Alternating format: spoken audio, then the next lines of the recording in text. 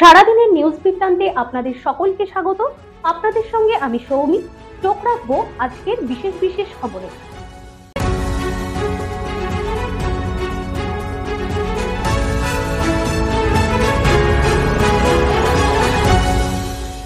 সারাদিনের নিউজ বৃত্তান্ত নিবেদন করছেন প্রিন্ট জুয়েলার্স, সোনা যা সর্বক্ষণে। Agnishwar jewellers, NS road, Raiganj. Shri Dhaka jewellers, Gitanjali cinema হলের বিপরীতে।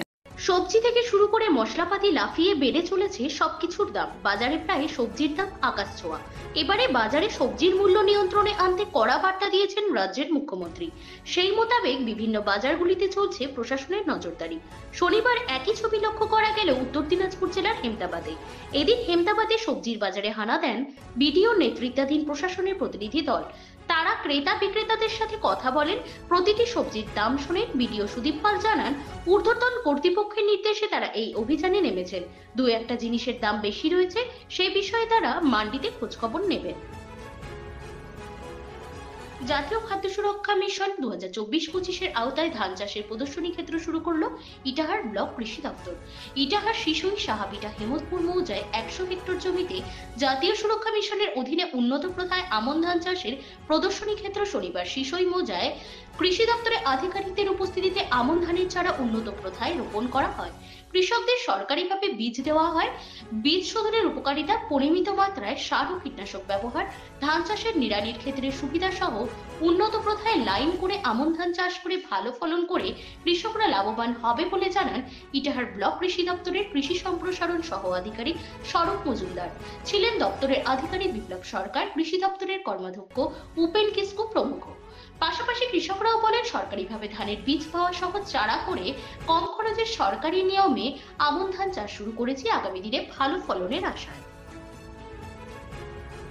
মুখ্যমন্ত্রীর নির্দেশে সুলভ মূল্যে আলু পেঁয়াজ বিক্রির উদ্যোগ নিল পৌরসভা। শনিবার আলিপুরদুয়ার পুরসভার সামনে স্বনির্ভর গোষ্ঠীকে দিয়ে সাদা আলু ও পেঁয়াজ বিক্রি শুরু করলো আলিপুরদুয়ার পুরসভা।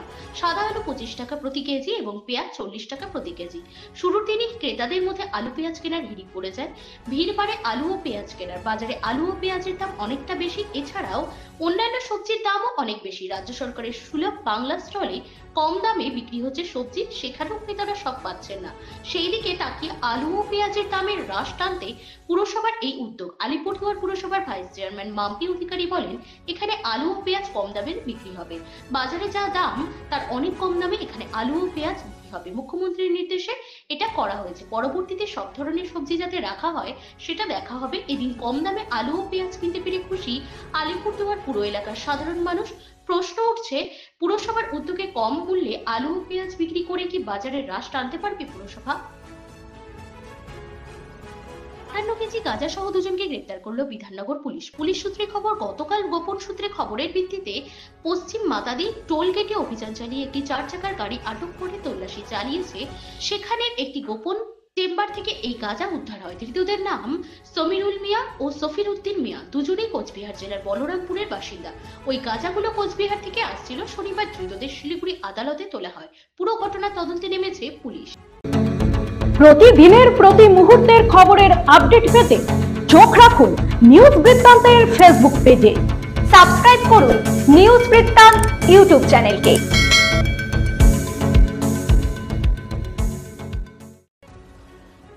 অগ্নিগর্ভ বাংলাদেশ থেকে দলে দলে ভারতে ফিরছে বিভিন্ন দেশ থেকে বাংলাদেশে পড়তে যাওয়া পড়ুয়ারা। পড়ুয়াদের পাশাপাশি বিভিন্ন কাজে বাংলাদেশে যাওয়া ভারতীয় নাগরিকরাও দেশে ফিরতে শুরু করেছে। এখনো বাংলাদেশে আটকে রয়েছে বহু ভারতীয় পড়ুয়া। যানবাহন বন্ধ থাকায় এবং নিরাপত্তার অভাবে দেশে ফিরতে পারছে না বহু ভারতীয় পড়ুয়ারা, যার ফলে দুশ্চিন্তায় রয়েছে অভিভাবকরা। বাংলাদেশের এই গন্ডগোলের ফলে চ্যাংরাবান্ধা ইমিগ্রেশন চেকপোস্ট দিয়ে বাংলাদেশের সঙ্গে সমস্ত রপ্তানি আমদানি বন্ধ হয়ে গিয়েছে। চ্যাংরাবান্ধা সীমান্তে আটক রয়েছে বহু বাণিজ্যিক ট্রাক, যার ফলে সমস্যায় পড়েছে ব্যবসায়ীরা। শনিবার দুপুরে রেলের কাটিহার ডিভিশনের divisional railway manager S Surendra Kumar Amrit Bharat প্রকল্পের অধীনে চলা কাজ সরেজমিনে পরিদর্শন করতে জলপাইগুড়ি স্টেশনে আসেন। রেলের এই উচ্চপদস্থ কর্তার সঙ্গে ছিলেন জলপাইগুড়ি লোকসভা কেন্দ্রের সাংসদ ডক্টর জয়ন্ত কুমার রায়। পরিদর্শন শেষে ডিআরএম জানান দ্রুত গতিতে কাজ চলছে, কাজ করার ক্ষেত্রে কোনো সমস্যা হচ্ছে কিনা সেইগুলির খোঁজ নিতে আসা। অপরদিকে এই কর্মযোগ্য প্রসঙ্গে জলপাইগুড়ির সাংসদ বলেন, আমাদের উপর মানুষ আস্থা রেখেছেন, এবারও আমরাও মানুষের আশা পূরণের যথাসাধ্য চেষ্টা করব। উত্তর দিনাজপুর জেলার করণদিঘি ব্লকের অন্তর্গত বিহীনগড় দৈনিক শিশু শিক্ষানিকেতন বিনামূল্যে পরীক্ষা ও সচেতনতা শিবির করণদিঘি কালচারাল স্পোর্টস ওয়েলফেয়ার সোসাইটির উদ্যোগে প্রথম থেকে চতুর্থ শ্রেণীর ছাত্রছাত্রীদের নিয়ে স্বাস্থ্য নিয়ে সচেতনতামূলক আলোচনা করেন করণদিঘি গ্রামীণ হাসপাতালের নার্স ও বিশিষ্ট সমাজসেবী সীমা জানা ও ছাত্রছাত্রীদের সেলফ ডিফেন্স সম্পর্কে আলোচনা করেন করণদিঘি কালচারাল ওয়েলফেয়ার সোসাইটির সদস্য সহ বিশিষ্ট সমাজসেবী দোলন দাস।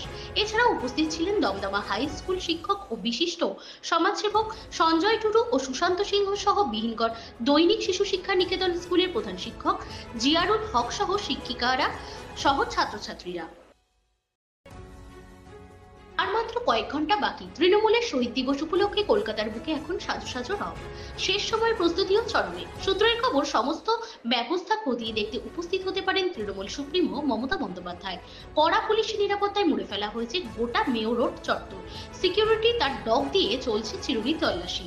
রাজ্যের বিভিন্ন প্রান্ত থেকে তৃণমূলের নেতা ও কর্মীরা উপস্থিত হয়েছেন কলকাতায়। এখন দেখার তৃণমূল নেতৃত্ব কি বার্তা দেয় 21 শহীদ দিবস থেকে।